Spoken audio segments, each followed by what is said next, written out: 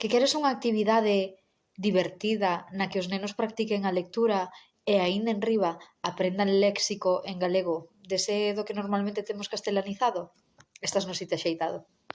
Temos nada máis e nada menos que 30 cartóns como os que vedes nesta imaxe. Tamén podedes observar que na esquina superior esquerda posúen un número. Están enumerados do 1 ao 30. Por que? Porque a cada cartón atribuiráselle a serie de imaxes correspondentes aos alimentos que aparecen nel para que o neno despois poida unir as imaxes do seu alimento, do alimento que aparece no seu cartón, coa escrita no cartón. Eles van a ter as imaxes por un lado, o cartón por outro.